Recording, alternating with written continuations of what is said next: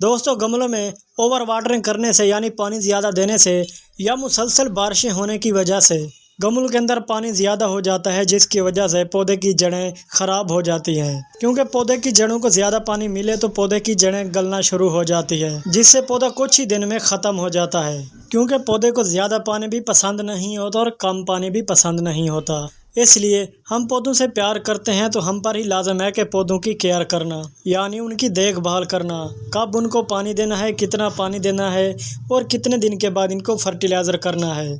हमारी अपनी मेहनत से ही पौधे अच्छी तरह ग्रोथ कर सकते हैं। तो दोस्तों जैसा कि ये विंटर सीज़न चल रहा है, इस विंटर सीज़न में ज़्यादा धूप भी नहीं मिलती पौधों को और ऊपर से मुसलसल 7-8 दिन बारिशें भी रहती हैं। और कभी कभी ऐसा भी होता है कि हम पौधे बाहर रख कर उनको शेड एरिया में रखना भूल जाते हैं, या तो कुछ दिन बिजी हो जाते हैं या कभी किसी लंबे सफ़र पर चले जाते हैं, जिससे हमारे पौधे बारिशों से नहीं बच सकते।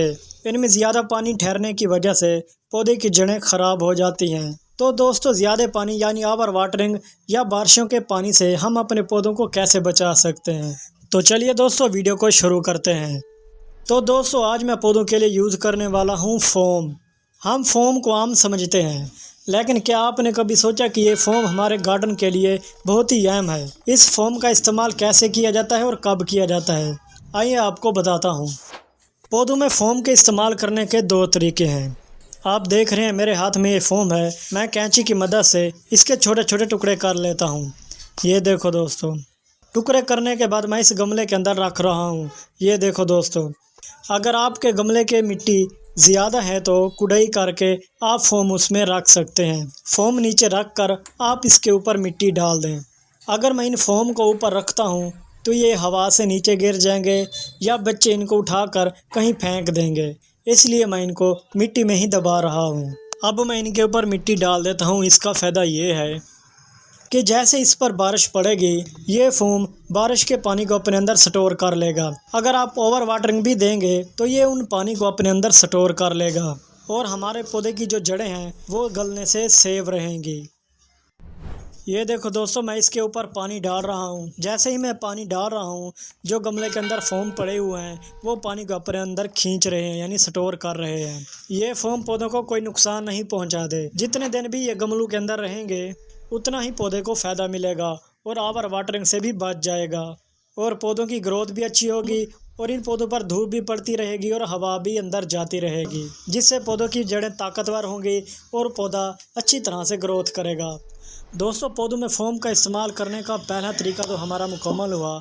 अब जो दूसरा तरीका है वो इससे भी आसान है। फोम का जो दूसरा तरीका मैं आपको बता रहा हूँ, ये तरीका इंडोर पौधों के लिए भी है और आउटडोर पौधों के लिए भी है। इस दूसरे तरीका का फ़ायदा ये है, और दोस्तों कभी कभी ऐसा भी होता है कि हम गमले के अंदर पानी देते हैं और पानी भी इस तरह गमले में देते हैं कि वो गमला पानी से फुल हो जाता है। गमले में पानी डालकर हम चले जाते हैं और ऊपर से कुछ ऐसा होता है कि बारिश शुरू हो जाती है, जिससे गमले में पानी फिर से ज़्यादा हो जाता है। इसको ही ओवर वाटरिंग कहते हैं। तो ये बारिशों का पानी हमारे पौधों के लिए ख़तरा बन सकती है। उस वक्त आपको इस फोम की ज़रूरत पड़ेगी, इसलिए इस फोम का आपके गार्डन में होना ज़रूरी है। क्योंकि कभी कभी ऐसा भी होता है कि अपनी ही गलती की वजह से पौधों में पानी ज़्यादा चला जाता है, जिसके बाद हम पानी को बाहर निकाल भी नहीं सकते और उससे पौधे की जड़ें नरम हो जाती हैं, जिससे पौधे की जड़ें गल सकती हैं।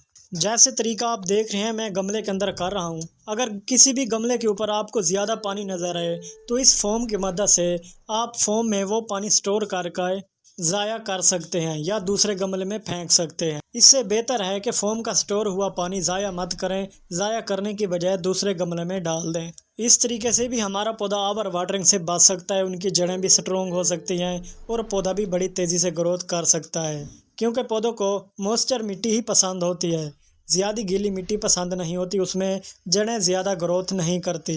ना तो जड़ें ज़्यादा हार्ड मिट्टी को पसंद करती हैं और ना ही ज़्यादा गीली मिट्टी को पसंद करते हैं, बल्कि थोड़ी सी ही गमले के अंदर मिट्टी मॉइस्चर हो तब भी पौधा अच्छी तरह ग्रोथ करता है।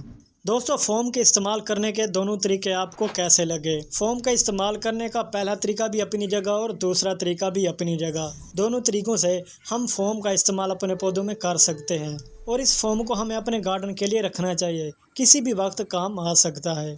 उम्मीद करता हूँ दोस्तों आज की मेरी वीडियोज़ आपको पसंद आई होगी। अगर आप मेरे चैनल पर नए हैं तो मेरे चैनल को सब्सक्राइब कर दें ताकि नई आने वाली वीडियोस आप तक पहले पहुंच सके।